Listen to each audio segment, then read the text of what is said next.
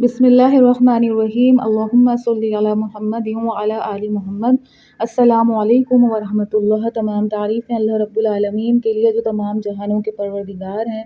بعد اللہ رب العزت کی تعریف کے لاکھوں کروڑوں درود و سلام بجانب خاتم النبیین حضرت محمد مصطفیٰ صلی اللہ علیہ وآلہ وسلم پر۔ اللہ رب العالمین کا بہت بڑا کرم کہ انہوں نے ہمیں اپنے محبوب خاتم النبیین حضرت محمد مصطفیٰ صلی اللہ علیہ وآلہ وسلم کا امتی بنایا۔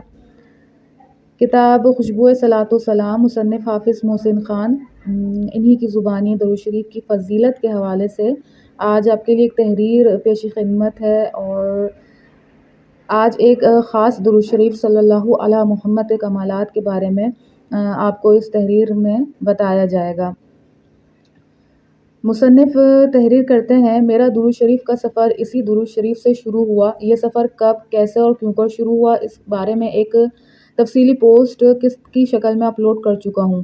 جب سے یہ درود شریف پڑھنا شروع کیا، تقریباً 11 سال سے مجھ پر تجربات، مشاہدات کے دروازے کھل رہے ہیں۔ قدم قدم پر برکات کا ظہور ہوتا ہے کہ بسا اوقات تو ورطہ حیرت میں ڈوب جاتا ہوں۔ یہ درود شریف جہاں پڑھنے میں آسان و مختصر ہے، وہیں اپنے اندر یہ اسم اعظم کی ایک وسیع دنیا سموئے ہوئے ہے۔ جب میں نے یہ درود شریف پڑھنا شروع کیا تھا تو ذہن میں عجیب وسوسے تھے، کیونکہ بارہا لوگوں سے سن چکا تھا کہ فلاں درود صحیح نہیں ہے، فلاں پڑھنا چاہیے، فلاں نہیں، لیکن میرے دل کی یہی آواز تھی کہ یہی میرا اسم اعظم ہے۔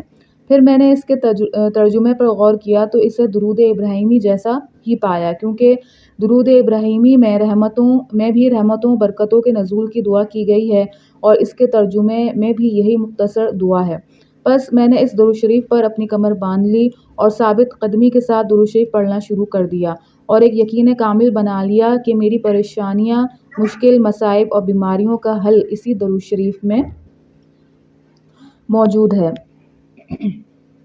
اور روحانیت کے تمام تر ابواب کا آغاز اسی درود شریف سے ہے۔ یہاں تک کہ اس درود کو اتنا ورد کیا کہ قبولیت کے دروازے وا ہونا شروع ہو گئے، اور آغاز میں ہی زیارت رسول صلی اللہ علیہ وآلہ وسلم سے بامشرف کر دیا گیا۔ یہ خوش نصیبی نہیں تو اور کیا ہے کہ 3 سال سے بھٹکتے ہوئے، در بدر پھرتے ہوئے معاشرے کے ستائے ہوئے شخص کو آغاز میں ہی دربار رسول صلی اللہ علیہ وآلہ وسلم میں حاضر کر دیا جائے۔ پھر یہ سفر ختم نہیں ہوا، کیونکہ پڑاؤ نہیں ڈالا، آگے بڑھتا گیا، شوق اور محبت میں اضافہ ہوتا چلا گیا، اور آج 11 سال ہونے کو ہیں۔ مجھے نہیں یاد میں کبھی کسی بات کو لے کر زیادہ پریشان ہوا ہوں، کبھی تنگ دستی کا شکار ہوا ہوں، کبھی روپے پیسے کی کمی محسوس ہوئی ہو، کبھی مستقل بیماریوں کا سامنا ہوا ہو۔ ویسے تو خوشی غمی زندگی کا حصہ ہے، صحت و بیماری لازم اور ملزوم ہے، لیکن بس 2 دن یا 4 دن پھر غیب سے مدد اترتے دیکھی فرشتے جوق در جوق اترتے محسوس ہوتے۔ باقی آئندہ قسط میں انشاءاللہ آپ کے لیے پیش کیا جائے گا۔